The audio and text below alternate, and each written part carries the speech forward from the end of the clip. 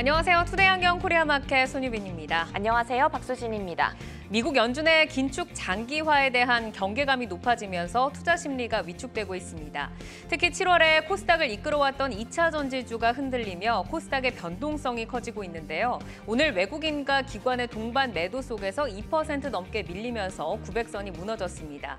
2차 전지주의 공백, 어떤 섹터들이 메워주고 있나요? 네, 약세장 속에서 네카오가 회복 조짐을 보이면서 네카오의 하반기 게임 체인저로 부각되는 AI 관련주가 주목을 받고 있습니다. 또 두산 로보틱스 상장 이슈 등으로 로봇주도 탄력이 강해지고 있는데요. 대외 불확실성 확대로 경계감이 높아진 증시, 투데이안경 코리아마켓 첫 번째 이슈픽의 주인공은 누구인가요?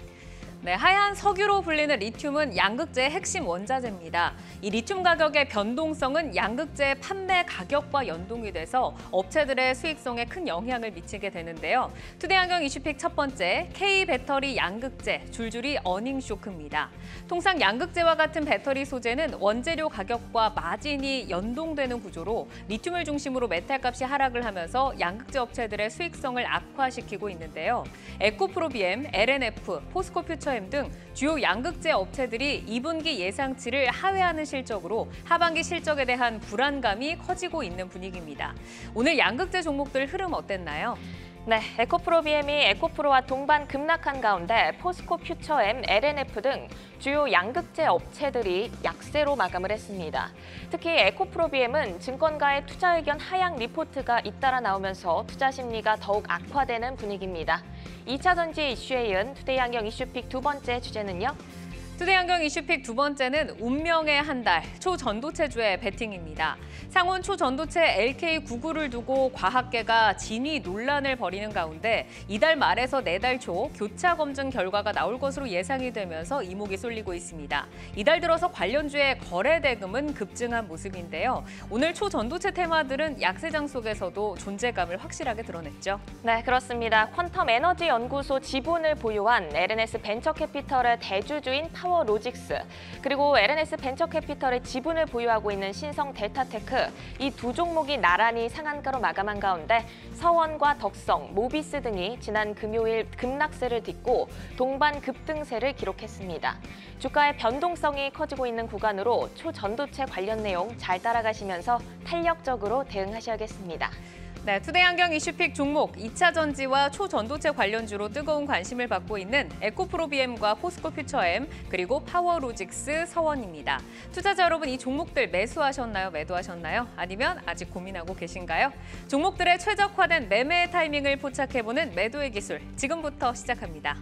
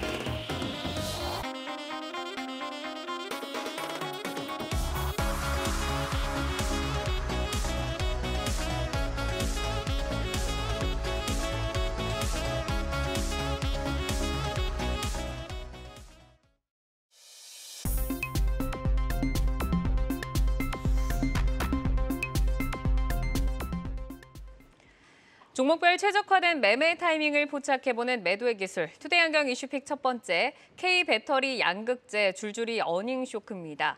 양극재 핵심 원자재인 리튬을 중심으로 메탈 가격이 하락을 하면서 제품 판매 가격이 낮아지며 양극재 업체의 수익성에 비상이 걸렸습니다.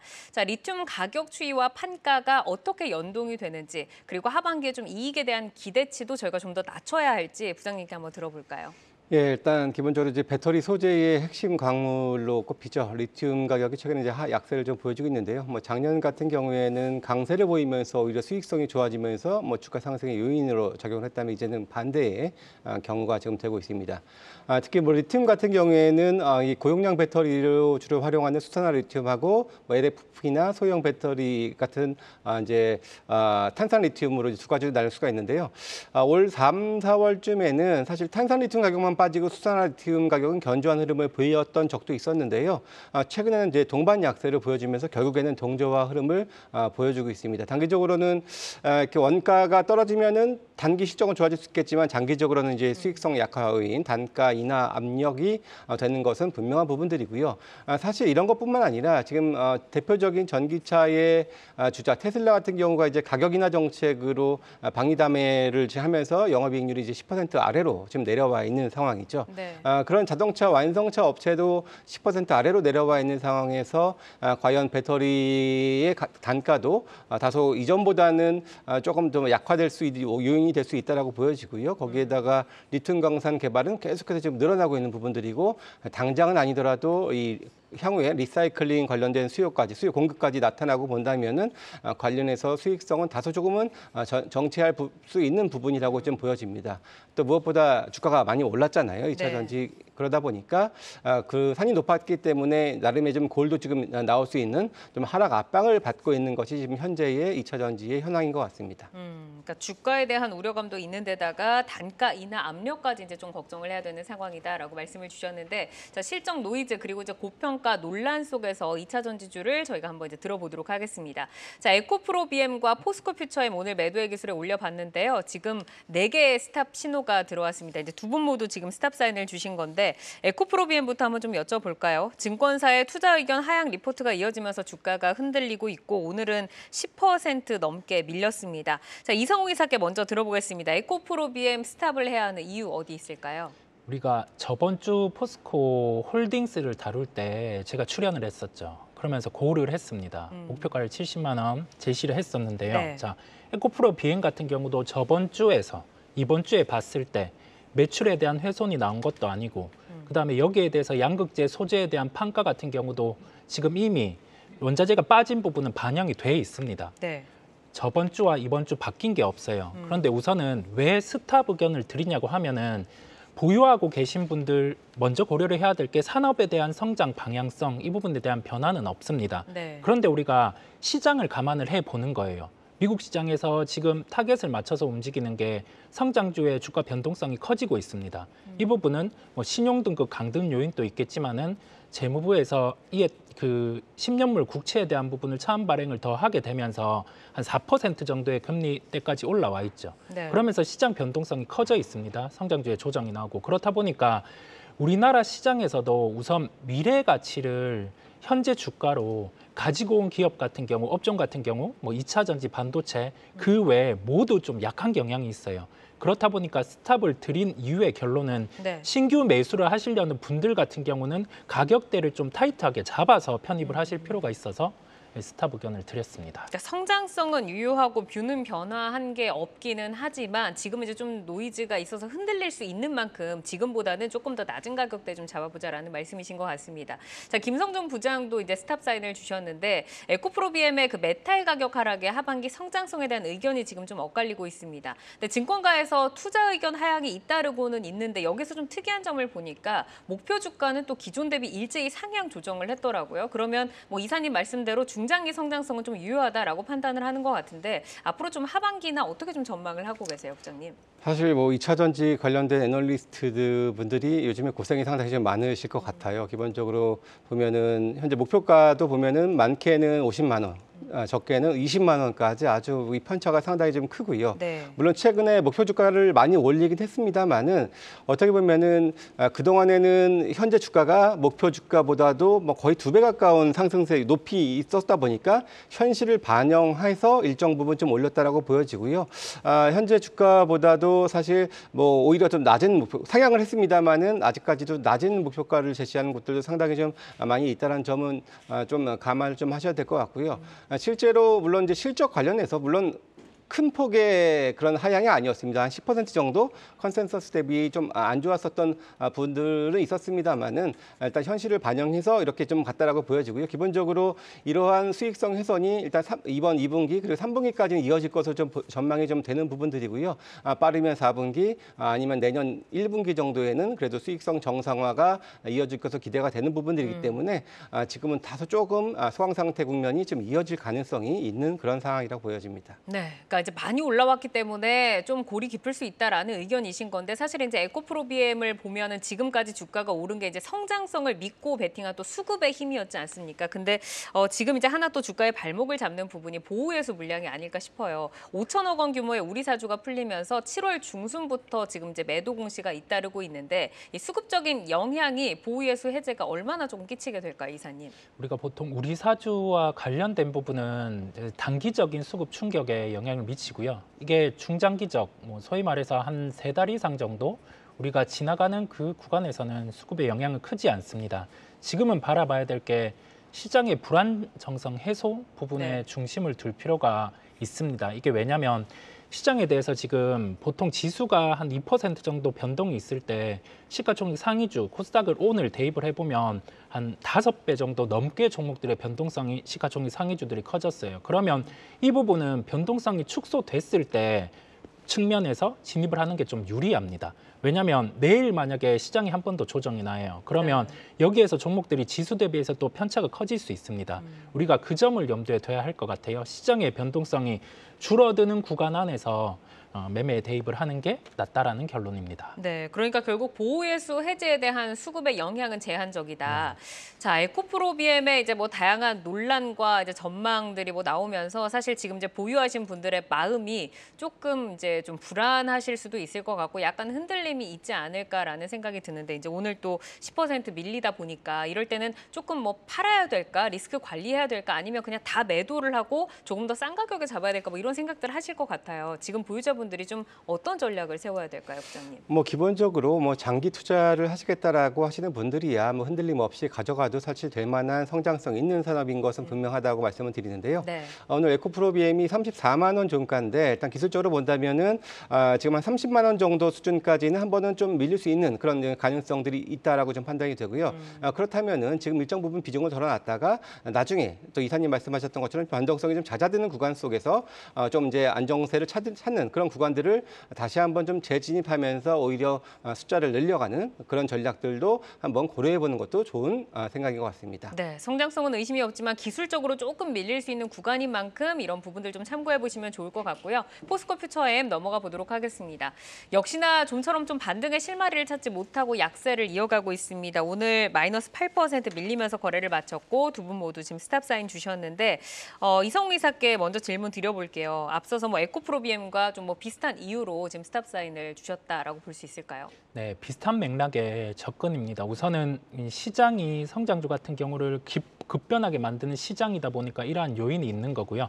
그래서 신규 매수를 하실 분들 같은 경우는 우리가 단가를 좀 타이트하게 접근을 할 필요가 있다는 점에서 이러한 말씀을 드렸습니다. 그리고 2차 전지군에서 만약에 반등이 나온다고 하면은 우리가 시총 상위주를 대입해서 접근을 하는 게 맞아요. 에코프로라든지 에코프로 BM이 먼저 반등이 나와야 시장이 돌아설 수 있습니다. 네. 이 부분을 감안을 해서 우선은 전체적인 면에서 스탑을 드리게 되었습니다. 그러니까 이제 에코그룹주가 먼저 돌아설 때 그때 봐도 늦지 않다라는 말씀이신 것 같고 김성준 부장께서도 스탑 사인을 주셨는데 업계에서는 3분기 양극재 가격이 2분기보다 30% 이상 감소를 해서 최근 2년 사이에 낙폭이 가장 클 것이다라는 지금 전망이 나오고 있습니다. 자, 그럼 이제 포스코 퓨처엠이 그 가격 하락을 조금 방어를 할 수 있는, 좀 상쇄할 수 있는 무기가 있을지 성장성 어떻게 보세요? 예, 기본적으로 지난번 실적, 2분기 실적에서도 마찬가지로 컨센서스보다 다소 좀 좋지 못한 실적이 나오긴 했었는데요. 그 이제 니켈의 함량이 많은 N86 이 부분이 지난 7월에 이제 수율이 어느 정도 잡혔다, 안정화가 됐다라는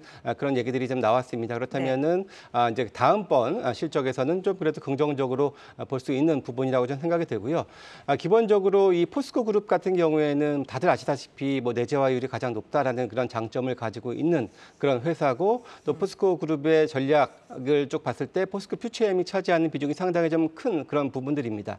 거기에다가 추가 수주에 있어서도 일단 충분하게 추가적인 설비 투자를 감행할 수 있는 그런 자금력을 가지고 있다라는 그런 장점을 가지고 있기 때문에 저는 일단 이런 어느 정도 돌파에 있어서는 지금 수주 가능성, 충분히 수주를 더 추가적으로 할 수 있는 그런 볼륨이 되는 그런 회사거든요. 그렇다면은 대규모 수주라든지 이런 것들이 좀 나와주면은 주가가 어느 정도 조금 안정화될 것으로 보여지고요. 기본적으로 근데 시장이 최근에 다소 조금 하락 국면이긴 하거든요. 그렇다면은 이런 것들이 조금 이제 지나고 나서 어느 정도 좀 안정화를 찾는 그런 구간을 좀 모색을 해봐야 되지 않겠냐. 것이냐 이렇게 좀 보고 있습니다. 네, 이 포스코 퓨처엠이 그 하이니켈 NCA 양극재에 잇따른 이제 투자를 하면서 이제 말씀하신 뭐 생산 능력 그리고 이제 수주에 대한 기대감 이런 것들이 점차 확장이 되고 있는데 이 원료 가격 변동에 따라서 부진 좀 일시적으로 지나가는 현상이다라고 하면 중장기적으로 봤을 때는 생산량이 증가하니까 성장성도 좀 앞서 나간다라고 좀 기대를 해볼 수 있을까요?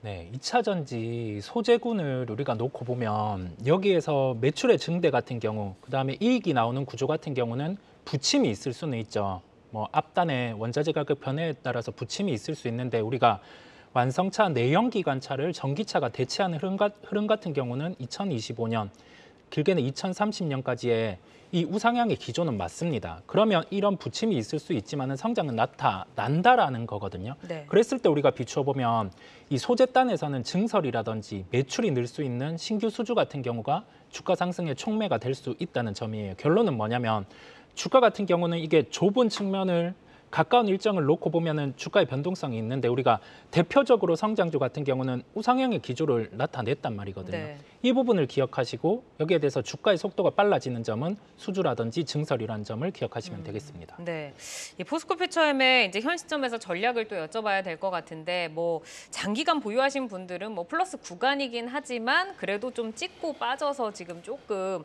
어떻게 좀 대응을 해야 될지 궁금하실 것 같아요. 자, 이 시점에서 가격적인 전략 어떻게 잡을까요, 부장님? 사실 뭐 에코프로비엠과 뭐 유사하게 보시면 될 것 같습니다. 기본적으로 장기 투자하실 분들은 뭐 끌고 가셔도 큰 문제는 없는 그런 기업이다라고 말씀을 드리고요. 차트상으로도 이제 41만 원 정도 부근 혹은 40만 원 부근까지 좀 열어놓고 일단 일정 부분 비중 축소 후에 좀 조정 시 다시 한번 좀 안정을 찾는 것을 보면서 다시 한번 더 재매수하는 전략들도 한번 고려해 볼 수 있는 그런 기술적인 팁도 말씀을 드리겠습니다. 네, 알겠습니다. 자, 이어서 또 뜨거운 초전도체 관련주로 넘어가 볼까요? 초전도체를 둘러싸고 글로벌 과학계가 지금 뜨거운 논쟁을 벌이고 있습니다. 변동성이 워낙 크다 보니까 경계감이 필요해 보이기는 하는데 확실히 시장에 투자 대금이 지금 쏠리는 모습이 나타나고 있거든요. 어떤 내용이나 어떤 소식에 가장 주목을 해야 할지 그리고 매매 타이밍 좀 어떻게 잡아야 된다라고 보세요, 이사님?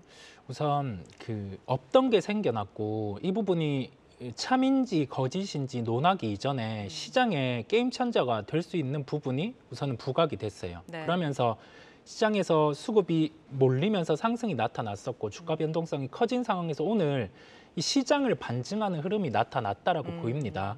왜냐하면 뭐 성장주의 조정, 그다음에 어떤 업종으로 지금 접근할지 이게 과연 저가일지 어떨지가 주저되는 상황에서 네. 조금 투기적인 요소에 자금도 유입이 된 것으로 보여요. 그렇죠. 그렇다 보니 우리가 팩트를 기반으로 접근해 봅니다. 우리 포트에 이 종목을 강하게 50% 이상 편입하기에는 갬블적인 요소가 큽니다. 이 부분을 기억을 하고 우리가 좀 정상화된 시장이 나타난다라고 하면은 이런 종목들은 좀 변동성이 아래로 커질 수 있음을 기억을 하셔야 됩니다.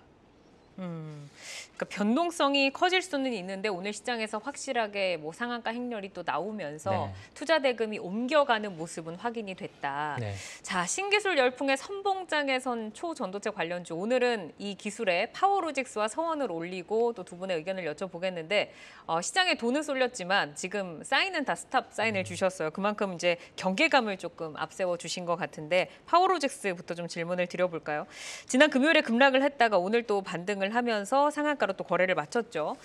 김성준 부장께서는 왜 파워로직스 좀 경계하자라고 예. 좀 사인 주셨어요. 뭐 저도 사실 당일 상한가 종목을 스탑 사인을 말씀을 드리는 건 처음인 것 같은데요. 보통 이제 상한가를 가면 그 뒷날도 네. 좀 강할 거다라고 좀 그렇죠. 보잖아요. 이제 사실 이 약세 시장 속에서 이제 틈새 테마로서의 좀 활용이 좀 있었다고 보여지고 사실 이게 한 차례 급등 후에 조정을 받았다가 다시 한번 또 재차 지금 반등세를 좀 보여주고 있는 부분들인데요.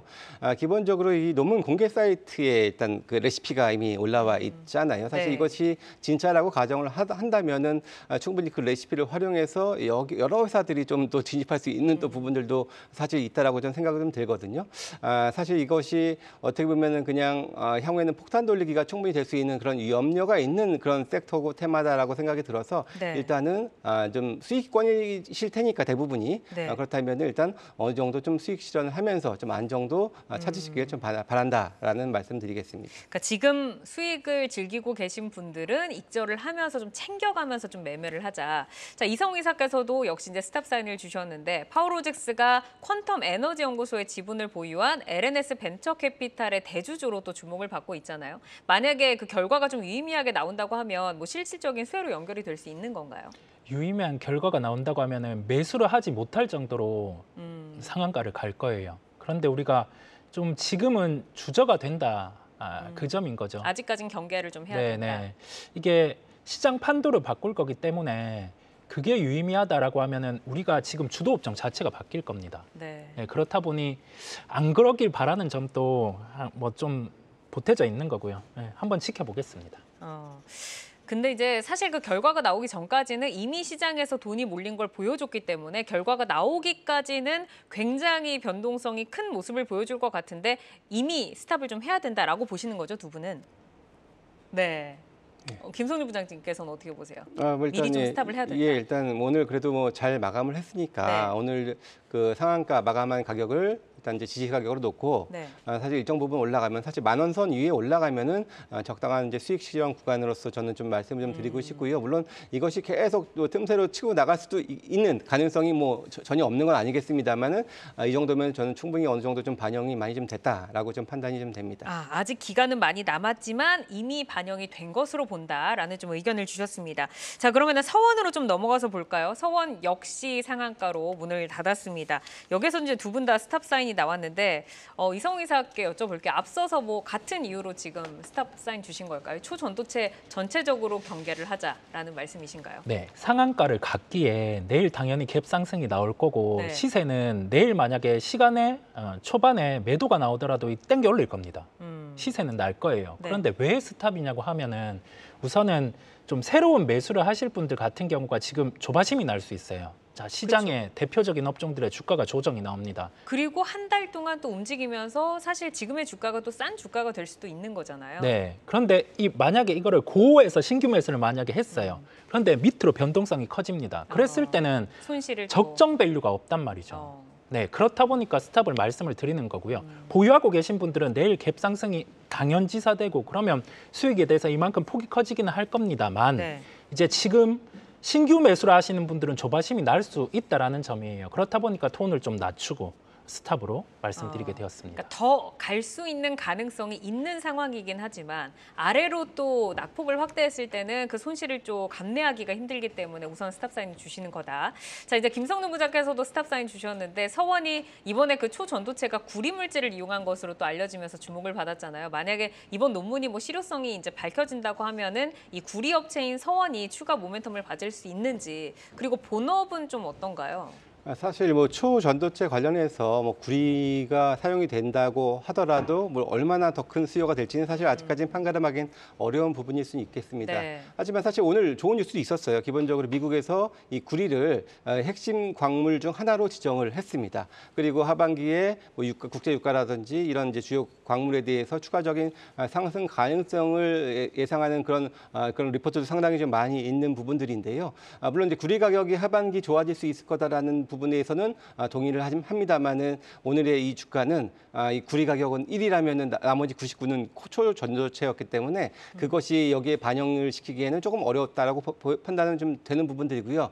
물론 오늘 이 서원이 오전에 상당히 강하게 먼저 좀 상한가 안착을 해서 끝까지 지금 지켜줬거든요. 네. 이런 차원에서 주가적으로는 좀 더 상승할 수 있는 기술적인 여력은 가지고 있겠습니다만은 일단은 회사 전체적으로의 큰 변화는 사실 그렇게 크진 않을 거다라고 저는 생각이 좀 듭니다. 그러니까 구리만을 봤을 때도 구리의 미래는 밝지만 지금의 주가는 이제 그 구리의 가격과는 맞지 않다라는 좀 말씀 주셨고, 자 이제 서원이 뭐 오늘 또 이렇게 상한가를 쳤으니까 사실 뭐 지금 수익권에 계신 분들이 대다수일 것 같잖아요. 그러면은 뭐 이런 분들이 지금 뭐 어떻게 좀 매도를 해야 된다라고 보실지 전략을 좀 어떻게 세워야 될까요, 이사님? 내일 갭 상승을 할 거고 네. 여기에 대해서 거래 대금이 오늘보다 더 쏠린다고 하면은 그러면서 위로 상승한다고 하면은 보유자분들께서는 좀 더 지켜볼 필요가 있기는 하죠. 네. 그런데 신규 매수 관련된 분들 오늘 못 잡았다면 내일 잡을 때는 이게 주가가 떠 있을 때는 아래로 감내하기 힘들단 말이죠. 네. 그렇다 보니 그 시장의 심리까지 함께 투영해서 저는 좀 말씀을 그러니까 드렸어요. 시장도 불안정한데 네네. 이렇게 이제 수급이 몰렸다고 해서 들어갔다가 낙폭 확대하면 이제 그 마음을 어떻게 견딜 것인가라는 네네. 좀 말씀이신데 부장님은 좀 어떻게 보세요? 만약에 내일 또 갭상승이 나온다, 내일 또 강하게 또 상한가를 칠 것 같다라고 하면 또 트레이딩 하시는 분들은 또 이제 약간 또 매매를 하시는 분들도 계실 거잖아요. 그런 분들에겐 좀 어떤 말씀을 해주실 수 있을까요? 예, 사실 뭐 오늘의 모습을 본다면은 파워록스보다는 서원이 조금 더 강한 흐름을 보일 가능성은 상당히 좀 있어 보이는 건 사실이고요. 네. 일단 단기적으로는 저는 한 목표 한 3,000원 정도를 한번 기술적으로 한 목표는 해보자라는 말씀은 드릴 수 있겠는데요. 저도 마찬가지로 이 초전도치에 전반적으로 지금 추격 매수를 하기에는 상당히 좀 부담스러운 자리에 있다라고 좀 판단이 들어서 그런 차는 좀 짧게 대응하자라는 말씀 마지막 드리겠습니다. 네, 결과까지는 어쨌든 지금 한 달이 남은 상황입니다. 하지만 이제 두 분께서는 그런 변동성에 지금 베팅을 하기보다는 좀 내 자산을 좀 지키는 방향으로 좀 말씀을 주신 것 같아요. 자, 오늘 매도의 기술은 에코프로비엠과 포스코퓨처엠 그리고 파워로직스 또 서원까지 네 종목을 살펴드렸습니다. 현재의 주가와 현재의 모멘텀을 기준으로 포인트를 제시를 해드리고 있기 때문에 시장이 변화하면 전략도 변동 가능한 점 기억을 해주시기를 바라겠습니다. 주요 이슈와 모멘텀 계속해서 팔로우하면서 여러분의 전략 체크해드리겠습니다.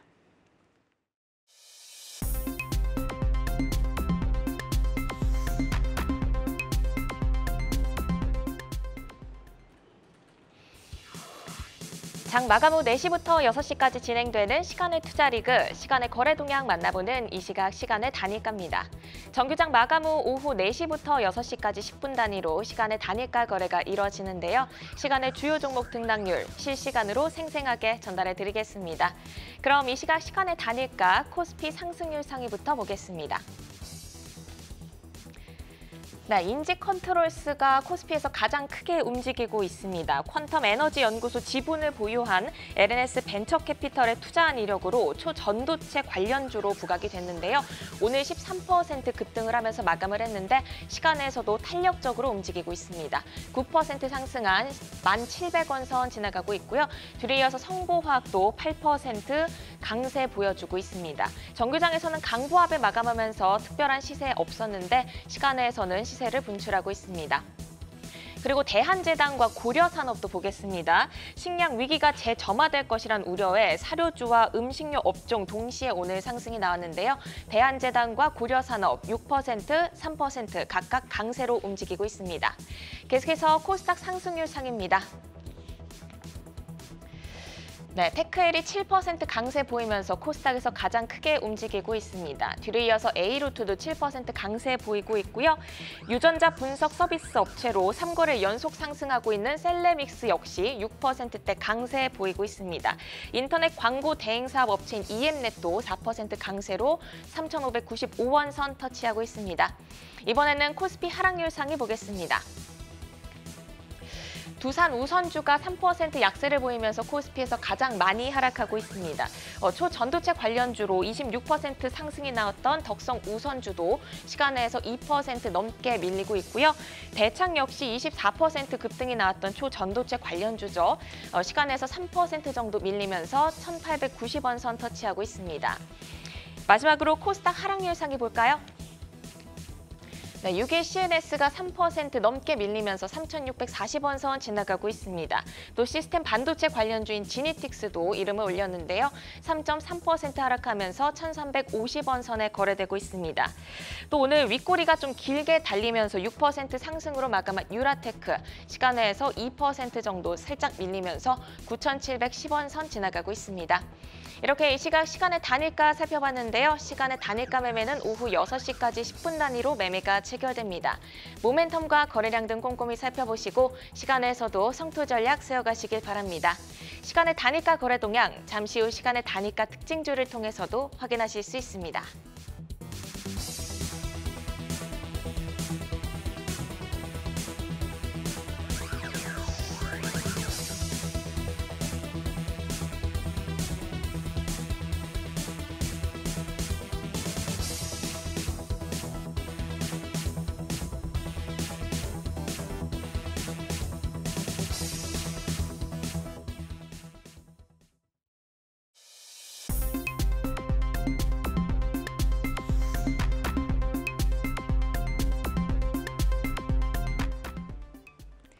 다양하게 부각되는 이슈와 모멘텀 속에서 연속성 있는 재료로 우상향할 주인공 누가 될까요? 주도주로 떠오르게 될 종목을 미리 만나보는 라이징 스탁입니다.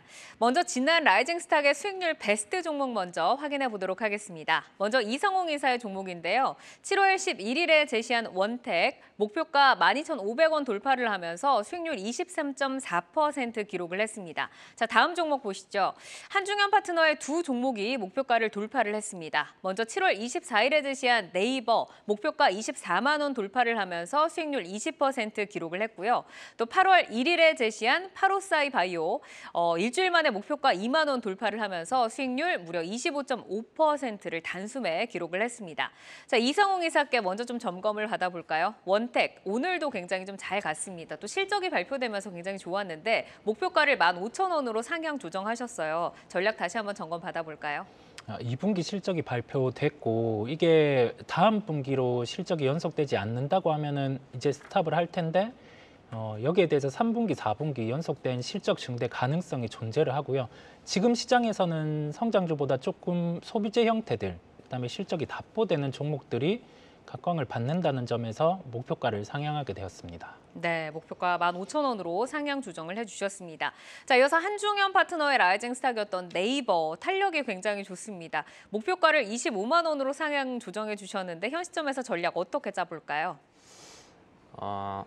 일단은 목표 주가를 그렇게 높게 잡아드리진 않았습니다. 어쨌든 20만 원에서 24만 원 돌파를 한 거를 25만 원으로 이제 조금 상향을 한 건데 그게 이제 20만 원 기준으로 퍼센트로 치면 그냥 플러스 20%에서 플러스 네. 25% 상향한 거예요. 그러니까 여기서부터 지금 없는 분들은 지금이라도 들어가시라 그런 의미는 아니고 이제 갖고 계신 분들은 지금부터 수급 환경이 좀 더 좋을 테니까 거기까지는 좀 누리시고 이제 매도를 하시고 오히려 갖고 계시지 않으신 분들은 오히려 이제 네이버보다는 네이버와 친구들이라고 하죠. 이제 IT 소프트웨어 기업들 그런 종목들 위주로 좀 보시는 게 어떨까. 좀 그런 의미로 한번 네이버는 25만 원 정도로 아주 소폭 상향을 네. 해봤습니다. 네이버 관련된 종목을 오늘 라이징 스탁으로 가지고 오신 것 같던데 그 이슈는 조금 이따 들어보도록 하고 그리고 이제 8월 1일에 제시를 해주신 파로사이 바이오도 상승세가 아주 가파릅니다. 목표가를 24,000원으로 상향 조정하면서 상승 룸을 더 열어주셨는데 어떻게 좀 대응을 해볼까요? 네, 그 2주 전이랑 1주 전에 추천드린 종목을 이제 오늘 한꺼번에 좀 수확을 한 것 같아서 기분이 되게 좋은데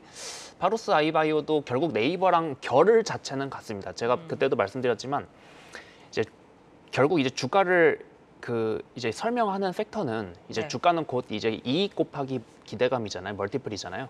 근데 지금 그럼 이익 팩터를 설명할 수 있는 이제 여러 지표들이 있겠지만 가장 대표적으로 이제 수출 데이터가 있을 텐데.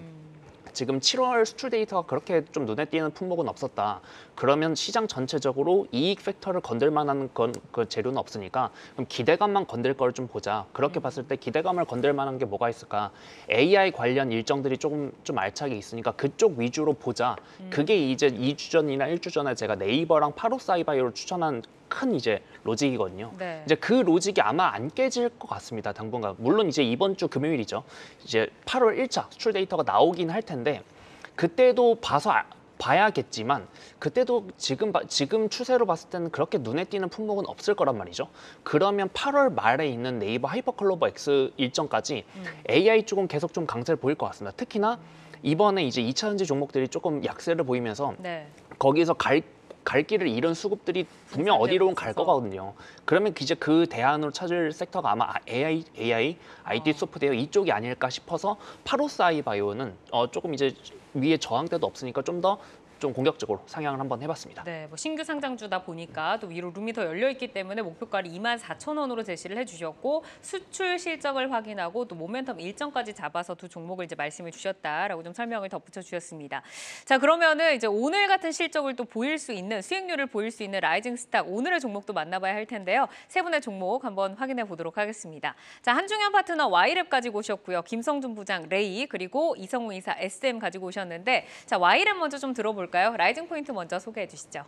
네, Y랩의 라이징 포인트로는 지난주의 데자뷰입니다. 이번엔 웹툰 관련주 뉴페이스 좀 이렇게 한번 제시를 해드려 보겠습니다. 네, 지금 이제 웹툰 관련주의 뉴페이스다라고 말씀을 주셨는데 그 네이버 웹툰의 상장 이슈로 웹툰 관련주가 지금 뜨겁잖아요. 와이랩의 특징은 어떤 것들이 좀 있을까요? 네, 한번 좀 설명을 드려보겠습니다.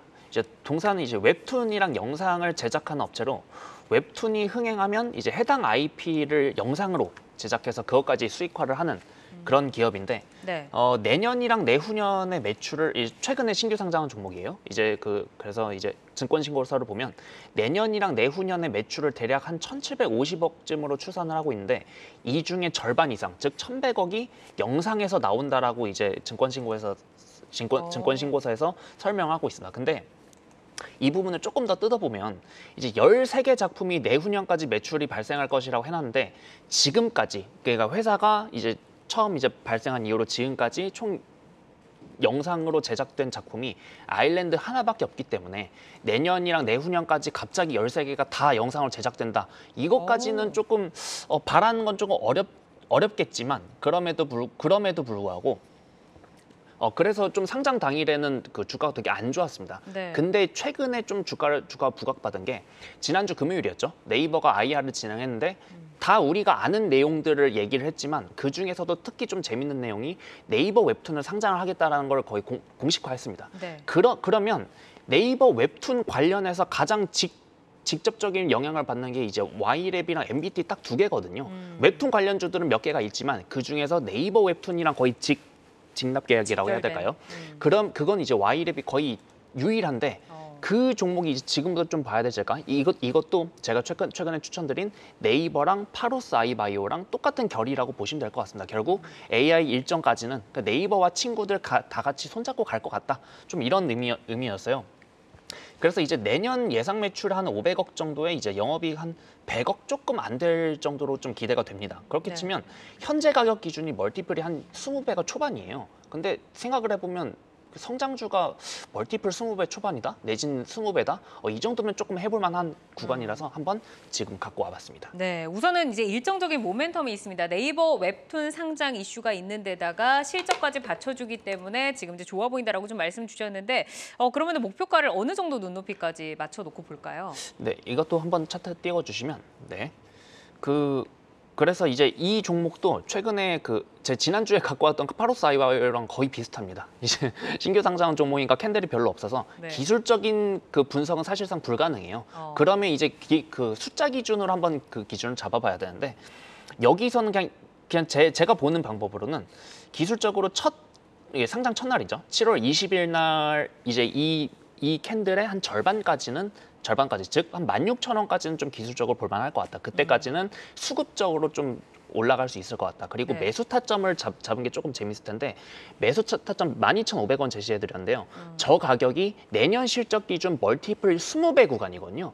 그러다 보니까 딱 그 구간부터 좀 매수 타점 잡아서 수급적으로 16,000원까지 보자. 좀 이렇게 말씀을 드려보겠습니다. 네, 알겠습니다. 웹툰 관련해서 와이랩 말씀을 주셨고요. 김성준 부장의 라이징 스탁 가보도록 하겠습니다. 레이 가지고 오셨습니다. 라이징 포인트 어떤 거 볼까요? 네, 최근 종목별 변동성이 상당히 좀 큰 시장인데요. 2분기 실적을 앞두고 있는 상황에서 지난 4월에 신제품 레이페이스가 모던 덴탈로 100대의 주문이 이루어지는 등의 판매 호조가 나타나고 있는 상황입니다. 네. 상대적으로 지난 1분기 실적이 좀 부진했었기 때문에 거기에 따른 기저효과까지 감안한다면은 이번 2분기 실적 기대가 되는 종목으로서 변동성이 큰 시장에서 대안주 성격으로 한번 준비를 해봤습니다. 네, 지금 기저효과까지 좀 말씀을 주셨는데 오늘 미용 의료기기는 좋았는데 사실 레이는 조금 아쉬웠어요. 어떤 좀 성장 모멘텀을 좀 더 보고 갈까요? 예, 기본적으로 레이는 치과용 디지털 의료기기 전문 업체고요. 주로 이제 최근에 중국 쪽에서 많이 좀 기대를 좀 하고 있는 상황입니다. 아무래도 중국은 지금 침투율이 상당히 좀 낮은 그런 상황에 있고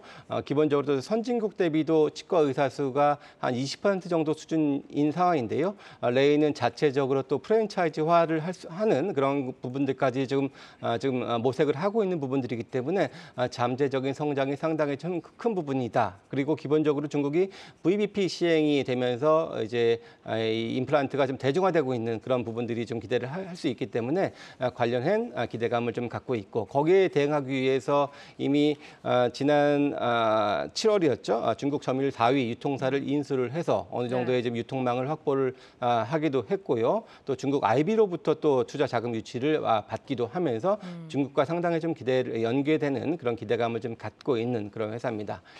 신제품 레이페이스는 이제 안면 스캐너 관련된 부분들인데요. 이제 시술을 명확하게 지금 화면을 통해서 확인을 하고 좀 처방을 할 수 있는 부분들이기 때문에 환자든 뭐 의사든 다 좀 만족도가 좀 높을 수 있는 부분들이고 이런 부분들은 기본적으로 향후에 성형외과라든지 피부과와 같이 확장성을 좀 기대를 해볼 수 있는데 기본적으로 이게 의료기기로 등록이 되지 않는 일반 기기입니다. 그래서 별도의 승인 절차가 필요 없다라는 부분들도 장점이라고 말씀을 드릴 수가 있겠고요. 실적 마지막 말씀을 드리는데 이제 올해 매출이 한 1,700억, 작년보다 한 30% 정도 개선되고 영업이익은 한 280억 정도, 한 70% 정도 개선되는 부분들인데 이것이 신제품 레이페이스가 어느 정도 좀 배제된 그런 실적 예상이거든요. 그렇다면 더 좋은 실적도 기대할 수 있다는 점이 이제 올해 또 내년까지 이어질 수 있다는 장점 가지고 있습니다. 오늘 좀 주가가 아쉽게 밀렸는데 가격 전략 어떻게 잡을까요? 예, 사실 레이는 최근 들어서 어떻게 보면 41,000원대 그리고 34,000원대의 이런 박스권에서 지금 한 석 달, 넉 달간 이렇게 계속해서 갇혀 있는 모습 보여주고 있고요.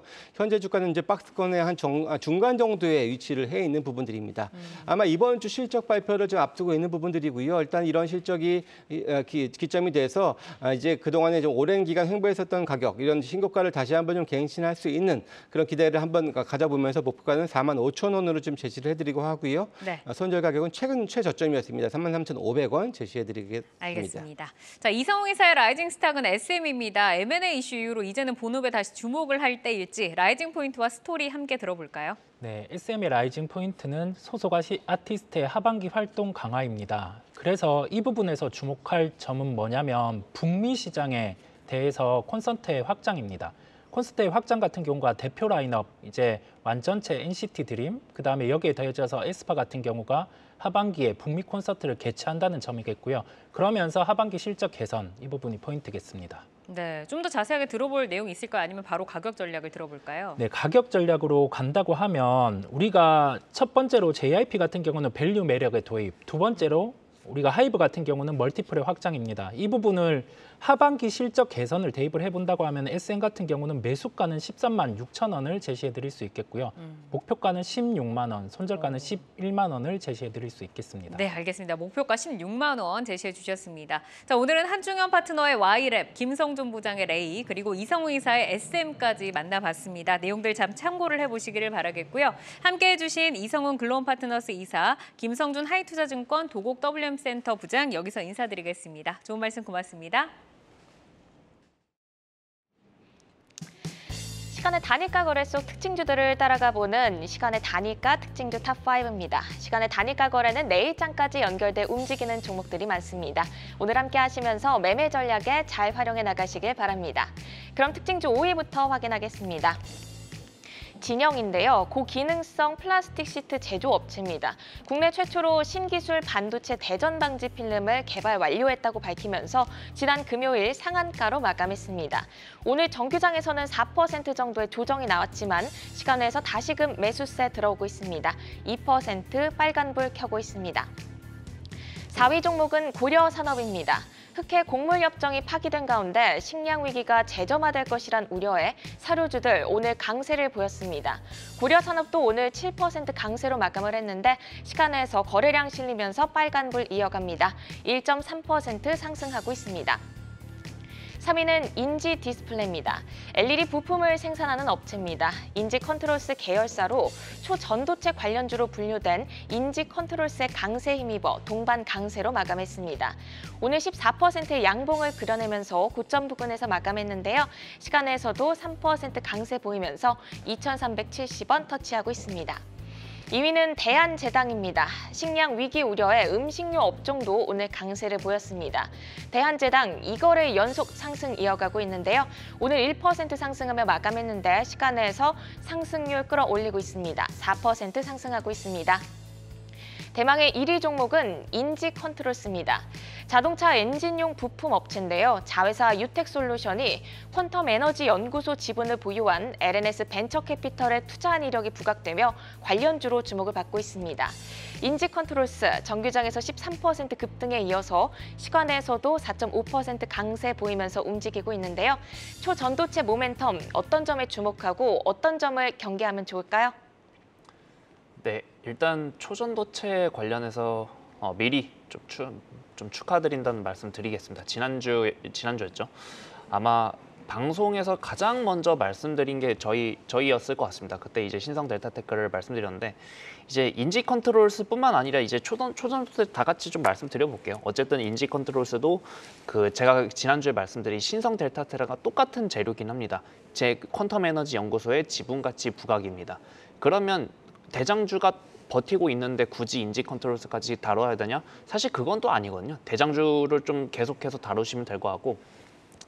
그래서 지난주에도 되게 좀 좋은 적기였습니다. 왜냐면 제가 지난주에 말씀드렸던 게 지금 테마가 좀 많이 급등한 테마들이 많이 무르익은 상태에서 새로운 테마가 발현이 된 거다. 그러면 이거는 첫 시세가 나온 거니까 무조건 따라가야 된다라고 말씀드렸고 지난주에 테마의 성장기가 다 나와버린 모습이었습니다. 그러면서 성숙기까지 나온 모습이었죠. 왜냐하면 지난주 금요일 날 한번 급락 출발했다가 이제 테마주 전체적으로 급락 출발했다가 그대로 급등 마감했다가 다시 급락을 했지만 오늘 대거 이제 상한가 내지는 급등이 나온 모습이었습니다.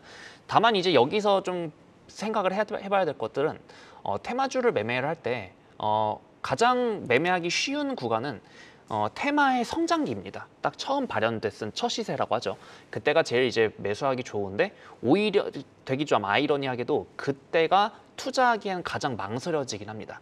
그러다가 주가가 많이 오르면 그때서야 지금이라도 들어가야지라는 생각이 드는데 오히려 그때가 조금 좀 위험한 구간이고 이때부터는 제2의 초전도체 테마, 제3의 무슨 테마 이런 것들을 보셔야 됩니다. 그래서 그런 것들을 이제 이런 시간의 단일가격 특징주에서 좀 많이 발견되는 모습들이니까 시청자분들은 특히나 지금 이 코너를 좀 더 집중해서 봐주시면 다음에 제2의, 제3의 초전도체 테마를 첫 시세에서 잡아보실 수 있으실 겁니다.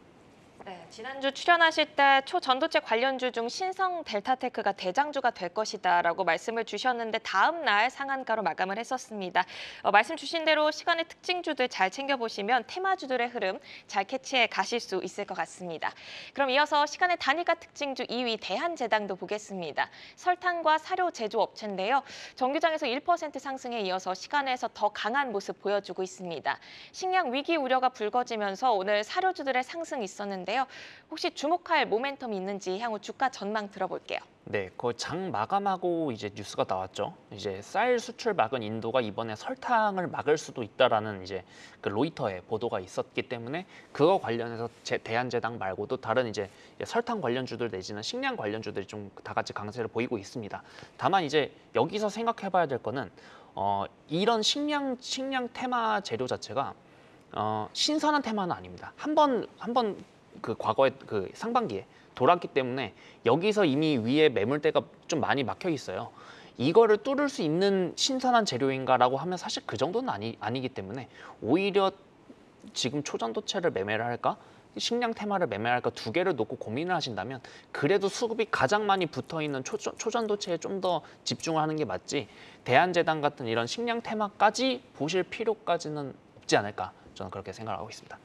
네, 이렇게 오늘 시간의 특징주 살펴봤는데요. 시간의 특징주들은 내일장 흐름과 방향성을 같이 하는 경우가 많습니다. 종목별로 베스트 전략자 드렸으니까 참고해 보시고요. 오늘 함께해 주신 한중현 와운의 파트너는 여기서 인사드립니다. 고맙습니다. 아시아 증시와 유럽 시황 전해드립니다. 오늘 아시아 증시는 지난주 급등의 여파로 차익 매물이 쏟아지면서 약세를 보이고 있습니다. 사계 종합지수 0.5% 하락 마감, 선전은 0.8% 빠졌습니다. 마감을 앞둔 항생지수는 보합권에서 움직이고 있네요. 외교부장에 복귀한 왕이 위원이 EU 외교안보 고위 대표와 통화를 갖고 연내 정상회담 일정을 조율하는 데 뜻을 모았습니다. 양측은 우크라이나 문제 등 공통 관심사인 국제 및 지역 문제에 대해 의견을 교환했는데요. 유럽연합과 중국의 새로운 채널이 공개될지 이 대화에서는 어떤 말들이 나올지 잘 지켜보셔야겠습니다. 이어서 유럽 시황도 알아봅니다. 독일 닥스 지수 0.09% 하락하면서 출발했습니다.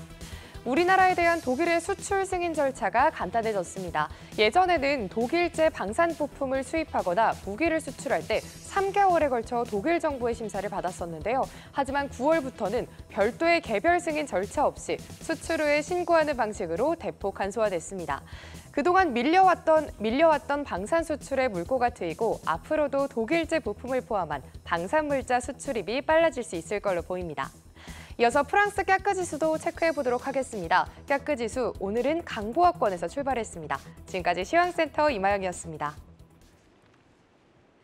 투데이안경 코리아마켓 방송이 끝난 후에도 유튜브에 라이징 스탁으로 검색하시면 다시 보실 수 있습니다. 오늘도 함께해 주신 여러분 고맙습니다.